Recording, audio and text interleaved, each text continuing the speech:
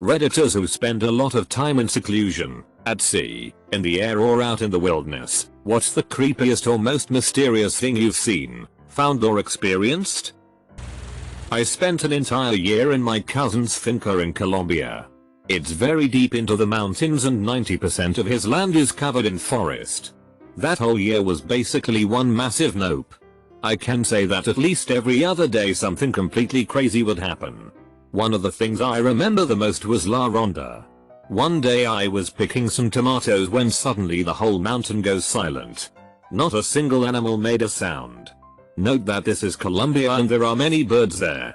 Anyway, I stop what I'm doing and listen closely because what the fuck? That's when every fucking critter imaginable starts coming out of every hole and every crack and starts hauling ass uphill. Massive tarantulas. Huge cockroaches. Beetles. Mice. Rats. Etc. Anything that crawled on land. Basically. Then the dogs started barking and whimpering. That's when my cousin yelled La Ronda. La Ronda. Which basically means the round. The round. He tells me to get inside the house. He gets this bag out with some sort of poison and starts pouring it outside the house. I then hear what sounds like running water coming uphill from the trees. I looked outside and saw what was probably millions of ants crawling up the mountain and eating every living thing in their path. It was absolutely terrifying. I couldn't see the ground because there were so many fucking ants. Luckily, the poison worked and they crawled around the house. My cousin was happy. However, because the ants killed whatever pests were around. This a kinda reverse story. I go camping now and then. And there's really nice lake out in the woods about 3-4 hours walk east of Oslo, Norway. It's a popular-ish camping spot. So, a friend and I are running out of firewood and it's pitch black.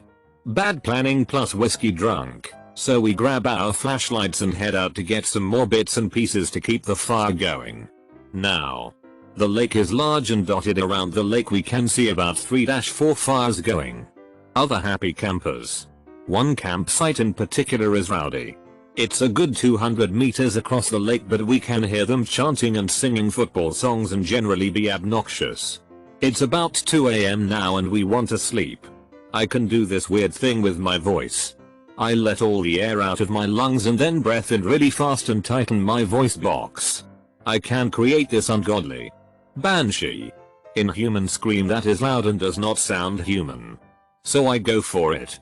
Within a second, the noise from other campsites stop and the fires are doused within 10 seconds. You could hear a pin drop all across the lake. Silence. Sheer terrified silence. Even my campmate was freaked out. He'd never heard me do it before. TL. Dr. I am the scary noise in the night. I was camping in upstate New York a week after 2 prisoners escaped. This was a high notoriety escape and was national news. My girlfriend and I had hiked and camped for 2 days before this. We were very comfortable. Had met a lot of awesome people. But everyone was on alert of the escapees. We had settled in a remote area upstate New York with no one around that night. I was sound asleep that night. At 5:30 am I had started to awake but stayed in my tent. Not trying to awake but to maybe go back to sleep for an hour or two. Not long after I was awake did I hear rustling in the woods around our campsite. At first it was a few rustles, which caught my attention but not enough to be alarmed. Suddenly, the rustles are right outside our tent and I am on edge. Before I could even tap my girlfriend, all hell breaks loose. My tent is slashed open with a knife while I am watching. My heart almost went through my throat. Before I knew what was happening I was being pile-driven into the ground by men with guns. Thankfully I had noticed in the seconds that the men had police armor on. I started screaming out my name, my address, my social security number, everything. My girlfriend was even jumped on and forcefully subdued while she was sleeping. Once everyone's adrenaline calmed down we showed our IDs and proved we were just camping. It was one of the scariest moments of my life. And also for the police officers that subdued us. Turns out we were not far from where they were just spotted. And the police hadn't come across anyone in days. They had thought for sure they had come upon the escapees camp. God, I really wanna tell this to people. So a few months ago, my GF and I went to a public state park. It is not like a middle of nowhere, but still not many people around, and it was in the afternoon that a strange thing happened. When we were heading out of the park, we saw a car that was traveling on the opposite side toward us. Then the car turned right. It was a sedan. We thought there was a road right there. And when we got to the section where that car turned, we didn't see any road, but only high grass and big trees. I asked my GF, "Did you see that red car just now? I thought it turned right around here." He said, "I saw a car too. But it was white. Wasn't it?" We looked at each other's for a few seconds and quickly left that area. That was weird. Edit. For the people that downvoted me, I want to clarify this. I didn't make this stuff up. It was just weird to me. And since this is an opportunity to share what had happened, I just want to tell people, in case someone with the same experience can explain the event. My GF's siblings had a few strange things happen in the past at one of the house they rented before as well. She told me the story. I brushed it off. But after my encounter, I honestly began to question my ideas about those spooky stuffs that I have heard from people. In 2008 I was in the Navy. We were 100 plus miles from any land. It was about 3 to 4 AM. Off the coast of Peru. I was an electronics technician, so I worked in radio with one other guy, a radio man, and we just sat up scanning on HF, UHF and VHF radios listening for drug runners.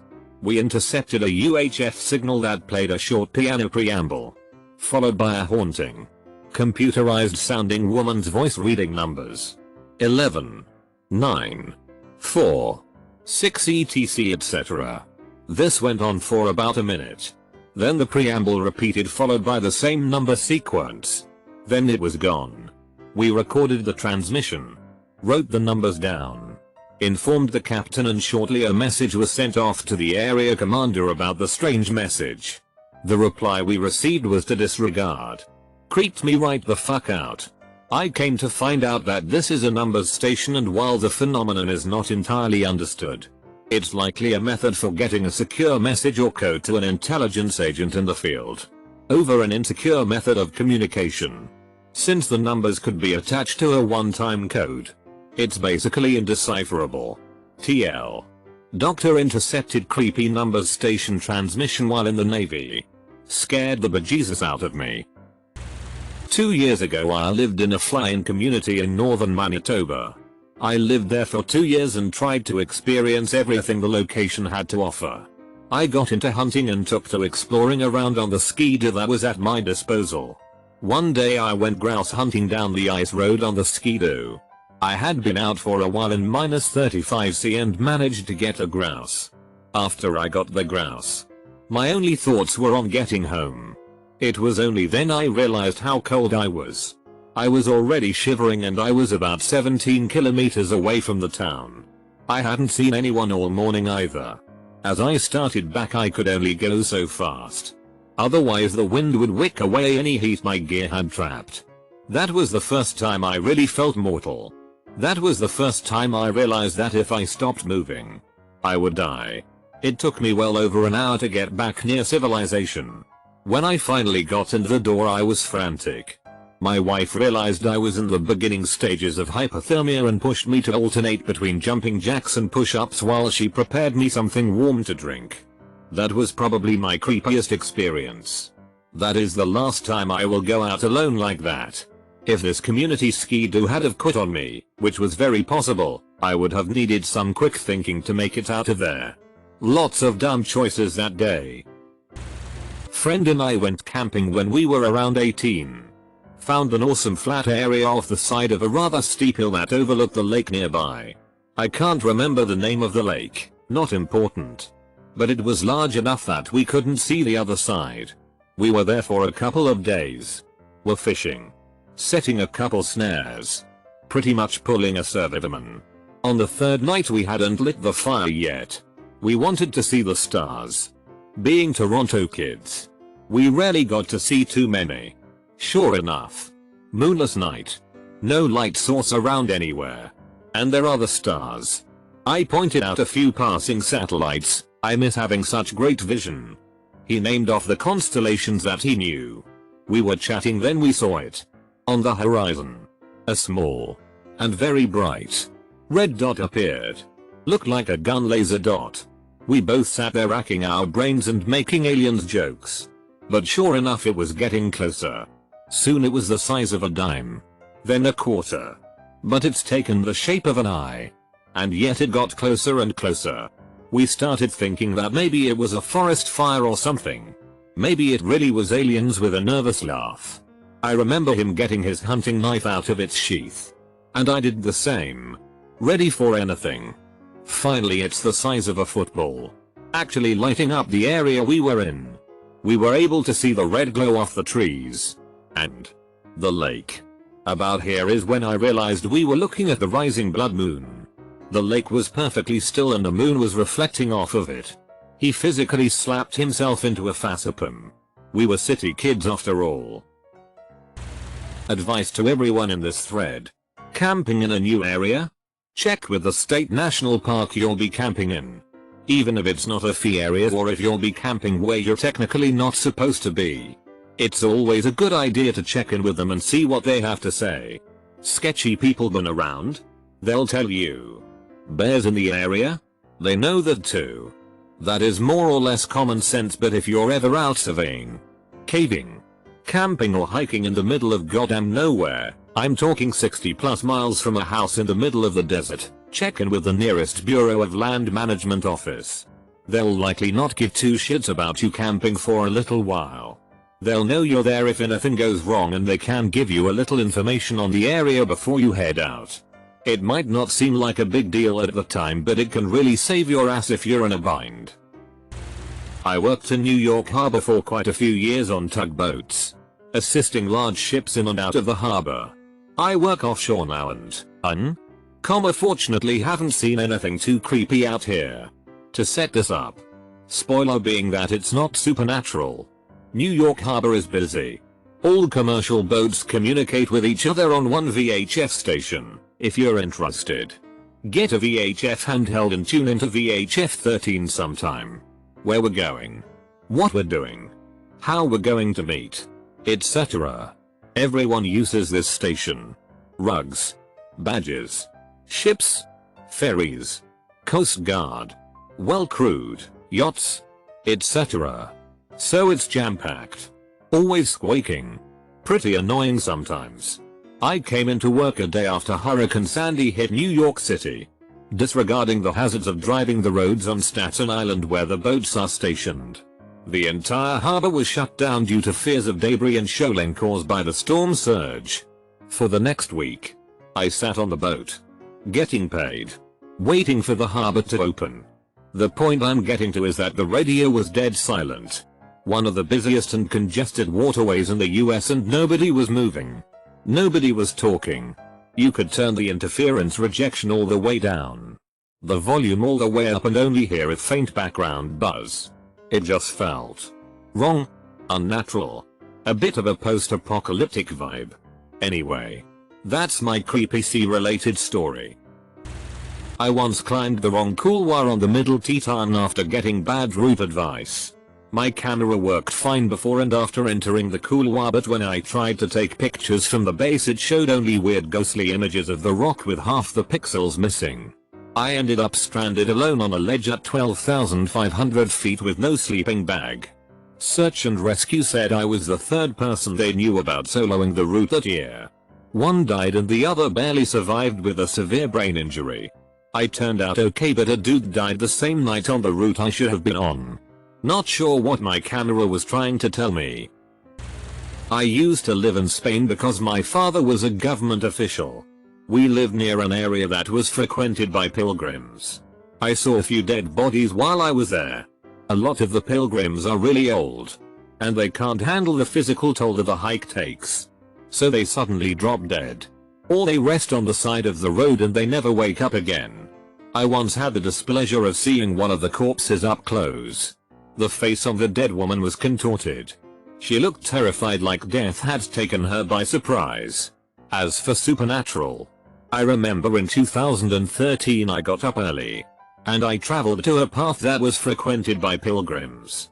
I wanted to go stargazing, and there was relatively little light pollution out in the countryside. When I arrived at my usual spot, I noticed there was a man in brown robes not too far off in the distance. When I yelled a greeting towards him, he turned his face towards me. He was unnaturally pale, as if he were a corpse or gravely ill. His eyes were bloodshot and he looked like he was crying. He said not a word to me and turned around again, continuing to stare off into the distance. I remained for a few minutes, but shivers kept running through my spine, and I decided I shouldn't be there, so I left. Later that evening, a train derailed at Santiago de Compostela, which is the end point of the pilgrimage, and 80 people died. I think this is all a coincidence, and I probably met some sleepy pilgrim. But I told my grandma and she said it was the spirit of Street James the Muslim killer, as the pilgrim's path is dedicated to him. She says he was trying to warn me of the tragedy that was going to take place later that day. This wasn't necessarily a lot of time, but I was in solitude, and it was at sea. When I was 23, I was at Dockland for a boat rental club. I bought myself a 27-foot Catalina sailboat and lived on it at the docks for about a year while I worked for the boat club. I would often get toasted on 101 proof peppermint schnapps and go joy sailing late at night on the Chesapeake Bay for kicks. My mainsail tears, and my atomic 4 engine breaks down. I drift out of the channel, drop anchor, plug in my backup batteries for power for my anchor light, and bed down in my forward berth to wait until morning for one of my co-workers to tow me back in. I'm about a mile offshore, well out of the channel in about 60 feet of open water, when I hear a rhythmic thudding on my hull beneath me. It was like someone was doing a semi-fast snare roll with closed fists against my hull. There was nothing in my head that I could figure could make that noise happen besides someone diving under my boat and literally beating on it. I went topside with my flashlight to investigate and couldn't see anything out of the ordinary. And the sound continued on and off for about 15 minutes, then stopped. It was a calm night with nearly no wind or waves at this point, and I visually couldn't see what could have been making the noise. It came from midship, so it couldn't be the motor being weird or something. And I checked my bilges for any anomalies and couldn't find any. It left me pretty shaken up because I just couldn't figure what could make that sound as loudly and as precisely as it was. I could feel the bumps hitting against the fiberglass hull. I eventually got back to sleep and made it back to the docks next morning. I dove on my boat that day to check for anything amiss and didn't find anything off. Needless to say, that was the last time I went out alone at night. I think I'm too late, but I have a good one. Last year I was on an outward bound trip in the Rockies on a 14-day expedition. In case you guys are hip to the outward bound course, there is a solo about 3/4 the way through the trip, which is pretty much you're in your own area out of eyeshot and hearing range of other group members for a set amount of time. This expedition had a 2-day one. So on day 11 or so we stop to do ours. Mind you, this is a 9-day hike from the closest base camp, and we went about a mile off the rugged trail we were taking to set up. I woke up on the second day of the solo and looked out of my tarp and saw a guy about 20 feet away in a solid cherry red hoodie with the hood drawstrings fully pulled, so his face was entirely covered. I figured this was one of the instructors, because they go around sometime on the second day to check on us. So I waved at him and smiled. He then took off uphill and I lost sight in the trees. Come the next day when we are all back and talking about it, I asked which of the instructors had the red hoodie. Turns out neither of them did. There was a man 10,000 feet up a mountain in the middle of the woods who walked by me sleeping in a tent. It had potential to go pretty awry. Edit. A letter. The thing that gets me sometimes is the sounds. Sometimes you'll just hear some animal and it sounds like nothing you've ever heard before, and you can't imagine it being anything like any animal you've ever even heard of. That combined with pitch blackness of the woods can creep you the fuck out. Worst one was a couple months ago, sitting under a tarp because it was raining a bit. Small fire going a bit away with no other light. Heard a sound with a rhythm you would expect from a bird but with a deeper sound than any bird ever. Sound continues to repeat every couple seconds and slowly gets louder like it's getting closer. Then stops. Never heard it again. But those couple minutes until I convinced myself it was gone, I was creeped the fuck out, no doubt. I used to live in rural Panama in a community with no electricity. The whole town is inside by sundown. Around 7 PM. And asleep by 9 PM. One night, I'm outside at around 11 PM photographing stars and I have to turn my headlamp off while the camera is taking the picture.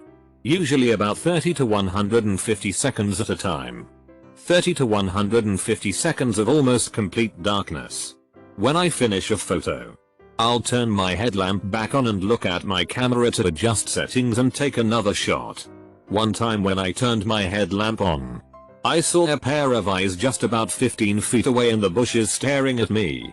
I've got friends who have worked setting camera traps throughout the country and I've seen picture evidence that there are still several types of big cats alive and well in the area. I lean down to pick up some rocks. Look back up. And the eyes are gone. My house is about 100 feet away. I do my best to turn my handful of rocks and dinky tripod into weapons and run as manly like as I can back to my house. I never went back out to take pictures at night. Got stalked by a mountain lion on a hike. It was late at night. We're in a group of about 5. And didn't have enough flashlights to go around. So we gave one to the person in front. And one to me, in back. I felt like I was being watched. And so I real quick flashed the light around and turned my head. Saw a pair of green eyes attached to a body slink back off the trail a little bit. Our light wasn't powerful enough to get a super good bead on it. But every 30 seconds or so thereafter, I would turn around and flash the light up the trail. Probably saw something about 75% of my turnarounds. It followed us for probably 1-2 hours. Until we were 10 minutes from the cars. The people I was hiking with didn't notice. And mountain lions don't often jump large groups of adults, but I wasn't really about statistically. We're probably fine at that point. No one else noticed. And I didn't say a word while it was following us, really didn't want to run the risk of a panic. I live on a compound by myself. I know it sounds Waco-y. But it's really my tiny home. Workshop.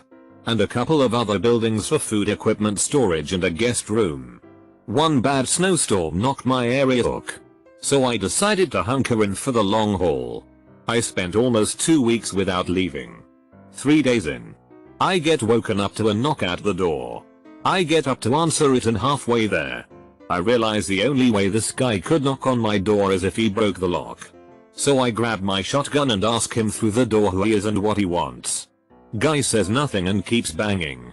I go out the back door and sneak around front and I see a man who is on the ground, covered in blood, and shouting, albeit quietly, for help.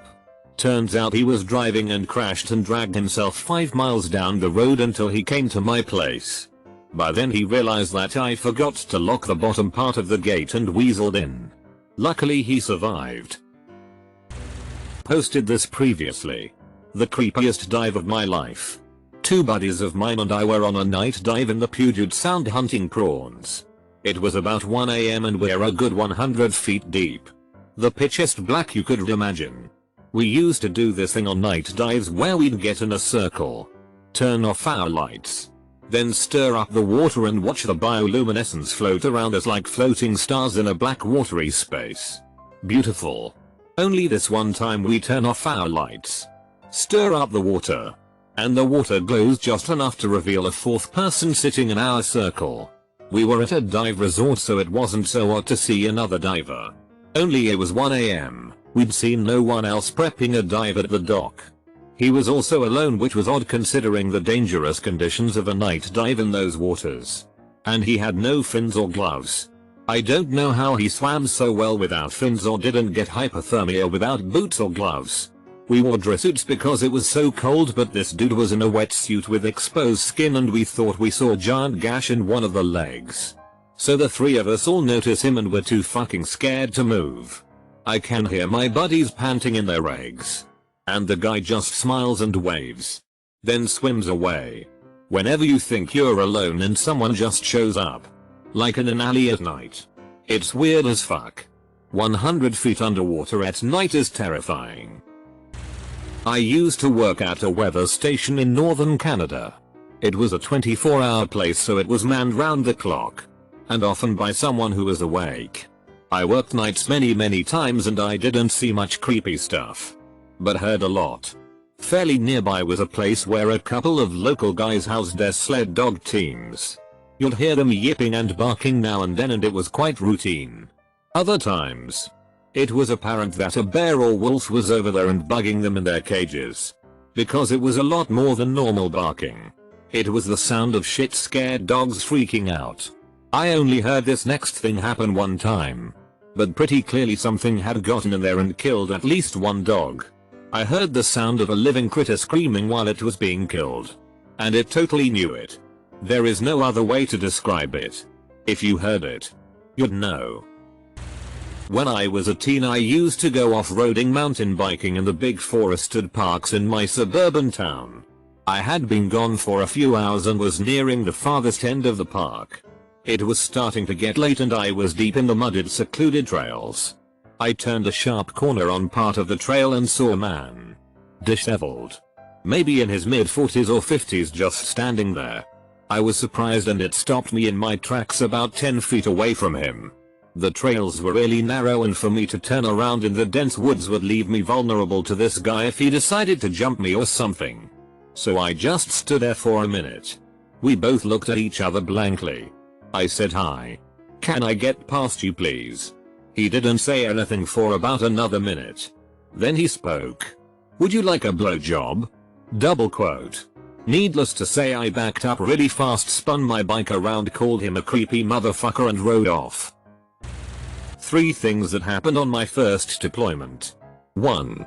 Giant flare. Less than a mile from OP. No concussion. No damage. No explanation. We reported it. Wrote it up. Checked the location the next day for ourselves. Nothing. 3 other Marines from 2 other ARPs reported it as well. We were really confused. 2. On a small convoy headed to an Air Force base in Kuwait. We see what we thought was an aircraft traveling fast as fuck when it reversed its direction in less than a second, going faster the opposite direction. We thought, oh fuck. That must have been a Tomahawk. Except they don't have lights or return to sender. Meaning it didn't just loop and hit a target. It basically noped the fuck out the same direction it came in a fraction of a second. Close bracket. 3. Just a feeling some of us got from a building near Commando where some of the host nation workers told us that Saddam's men slaughtered Kuwaiti officers. Everyone was spooked by the stupid building and it was likely unfounded, but the locals stayed the fuck away from it. I don't know if this applies because it was near my house. But anyway. I lived in a rural area. Though it was fairly close, 25 miles, to the nearest city and maybe 10 miles to the nearest town. One day I was riding the bus to school and saw an odd collection of trash, a mannequin, shopping cart and tarp hanging from a tree, in the woods to the side of the road. A few days later I noticed it was gone and figured somebody had cleaned it up. Things got weird when it reappeared on a different road after a week or 2. This happened a few times over the course of a couple months and I didn't tell anyone because it sounded a bit crazy. Really late one night I was watching TV and my neighbor's dog started barking. This isn't unusual, but the nights are extremely quiet and I heard an odd rattling that eventually sounded like a shopping cart. I turned off the TV, hid under the blankets and watched a disheveled person push a shopping cart with a mannequin in it past my house. This was during the middle of winter. It's bitterly cold. The wind is deadly and feet of snow are fairly common. There was zero chance anyone would believe me, so I never said anything. Fast forward several years later and I was home from college for the summer. My mom is an adult protective worker and tells me about a referral she got involving a schizophrenic homeless guy who pushes a mannequin, his wife, apparently, around in a shopping cart. This was in the city. But she then tells me he for some reason walked all the way to my area and lived in the woods for an entire winter eating roadkill and God knows what else. Growing up we had a big house on the water set back a couple acres from the road. Most of the land around us was swamp, and when I was 14 my dog brought up part of a human arm. Mom and I were binging Heroes, 2007, and Biscuit got out. We ignored him and I saw the dog rush past the library window with what looked like a big old fish swinging in his jaw. I go onto bed and she hollers for me and comes to my room wide-eyed. I don't what this is. I go out and it's past the truck and garage in the wide empty space that was there. I shine a light on it and I'm not quite sure what I'm seeing. It's a piece of flesh with 3 little bones sticking out of one end. My vision does a complete 360 and I curse and look at Mom, who looks terrified. Ma, you need to call the cops. The police show up. Poke it with a stick, then put it in a bag and hold it out the window as they drove to the substation. We later heard reports on CNN about people being cut up and their bodies strewn all along the panhandle. The arm was large and flabby with what looked like a smallpox scar. Our area used to be a hiding place for criminals and bodies. People used to find corpses in their yards after heavy rains. We even had a guy break out of prison transport and run through our yard in the middle of the night. Go to love Florida. I'm an ecologist. Used to work as an environmental monitor for some pretty remote mining operations here in Australia. Long backcountry driving. Taking water samples upstream and downstream of the mine. That sort of thing. Most field days you're looking at about a 12-14 hours day and you're unlikely to see another human being the entire time. During the shorter daylight months I'd often be starting and finishing work in the dark. About a month into the job I noticed when driving down the roads through the scrub after sunset there were all these little glimmering reflections on the road and in the grass. As if there were lots of little specks of broken glass reflecting back my vehicle spotlights. After seeing this every evening for a couple of months I decided to find out what it was. Got out of the truck. Walked over to one and realized it was the reflecting eyes of a spider. Coming out begin their night's hunt. I must have passed millions of them before finding out what they were. I paddled about 240 miles up a river in Canada a few years back. It gets to a point where you end up being completely alone in the wild with no civilization to be found anywhere. So we had a couple of interesting encounters. Both of the ones that really stick out happened at night. One of the first nights we're out there. I'm sleeping in my tent. Comfy as can be. All of a sudden I feel a big snout poking my head through the tent and sniffing. I didn't know what it was. And that it dawned on me. A black bear got curious and decided to sniff around the campsite and he ended up sniffing my face for like 3 minutes. I didn't want to move because I didn't want to startle him. So I was just lying there as this bear sticks his nose in my face and starts huffing. I swear I almost shit myself. The second encounter had the potential to be scary. But I was too busy stifling laughter to really feel fair. One of the last nights we were out there, we decided to set up camp on a little beach. It seemed like a good spot. But after we set up camp, I'm walking around and I noticed some moose tracks in the sand. We had set up camp on a little moose watering hole. No big deal. I'm sleeping in my tent and I hear heavy footprints outside. Sick. A moose. Cool beans. I slowly open my tent zipper. As quiet as possible so I wouldn't scare the thing. I'm super excited to see my first moose. Except I didn't see the moose. At least not the whole thing. All I saw was this bull's giant dick dangling down maybe 3 feet in front of my face. Funniest, strangest experience of my life by far.